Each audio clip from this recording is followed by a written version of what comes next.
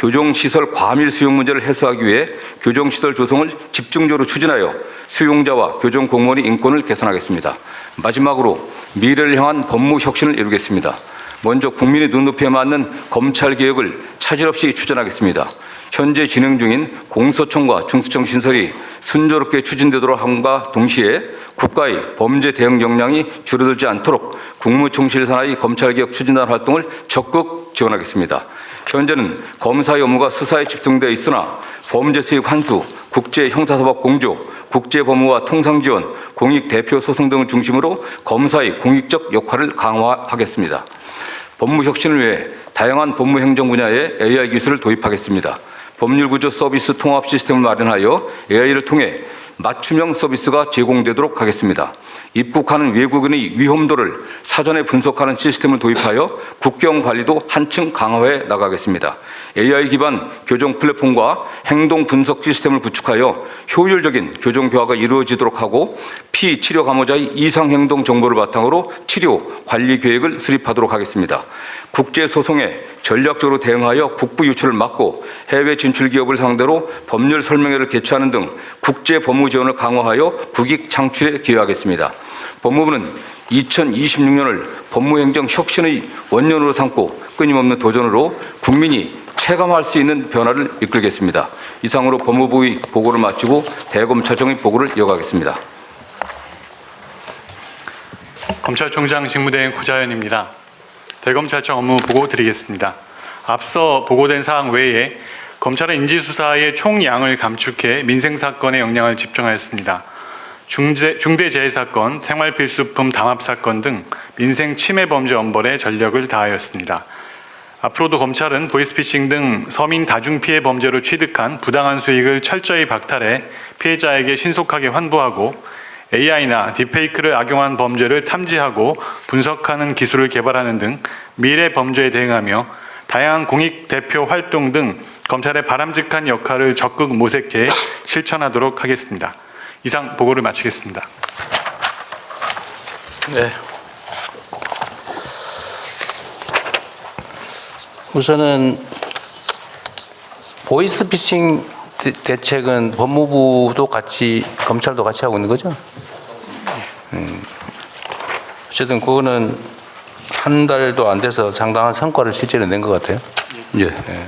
동부지검에 좀 합동수사부가 구성되어 있습니다. 아, 따로요? 예, 그렇습니다. 어쨌든 이게 9월 대비 10월, 11월에 전년 대비 피해보다 3분의 1이 줄어들었다고. 상당히 많이 준 것 같습니다. 일반 추세보다는.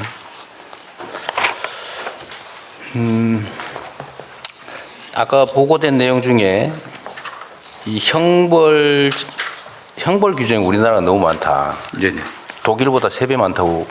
지금 한 6,000개 정도 되는 걸로 파악되고 있습니다. 6,000개요? 네네. 조항으로 그렇습니다. 저번에 제가 본 건 2,700개인가 뭐 그랬던데. 저희가 지금 보고받은 건 한 6,000개 정도 그래요? 돼 갖고요. 예, 그 사이에 또 더 법률로는 한 1,200 몇십 개 정도의 법률의 형벌 규정들이 있고요. 아, 법률 기준으로 법률 안에 있는 개별 또 처벌 규정을 합치니까 6,000개가 넘더라고요. 네네. 그 정도로 저희 파악하고 있습니다.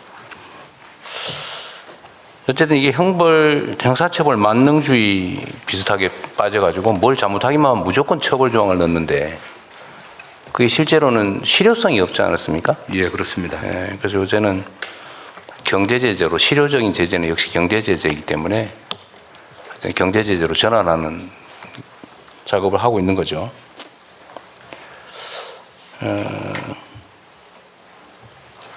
하여튼 뭘 처벌하려고 그러면 수사하는 데도 엄청난 역량이 투입되고 기소하고 공판 유지하고 재판하고 근데 해봐야 몇 년 지난 다음에 뭐 기껏해야 집행유예 받아가지고 처벌 제재 효과도 거의 없는데 어쨌든 국가 역량이 너무 많이 소모되는 것 같아요. 어쨌든 그거는 좀 신속하게 가시적인 성과를 좀 내면 좋겠습니다. 그리고 다른 기관에 지금 이게 업무 보고 받다가 발견한 건데 마약범에 대한 마약 사범 재소자, 네네. 그러니까 이게 뭐 거래 공급자들 말고 이 투약자, 네네. 투약자들에 대한 재활 치료는 실제로는 거의 안 되고 있다고 하는 것 같아요. 지금 좀 어떻습니까? 중독자에 대해서 지금 그 비율이 좀 굉장히 적은 편입니다. 일단 뭐 검찰 단계에서 조건부 기소유예가 가능하고 이제 법원 단계에서 뭐 이제 어떤 그게 이제 수강 명령이라든가 보호 관찰, 이수 명령 같은 걸 내리고 그에 따라서 교정 단계에 들어가야 되는데 마약 사범 관련해서는 주로 이제 이수 명령을 같이 이제 병행 그 실형에서 병행을 하게 되는데 이수 명령이요? 교육 이수? 예. 그렇습니다. 그래서 뭐 기본 단계, 뭐 집중 단계, 심화 단계로 해갖고 40시간, 80시간, 160시간씩 교육을 시킵니다. 그런데 문제는 전문가가 부족합니다. 전문가가 좀 부족해갖고요. 교정 직원들이 이 관련 지금 자격증을 많이 따고 있는데 상당히 부족한 상황입니다.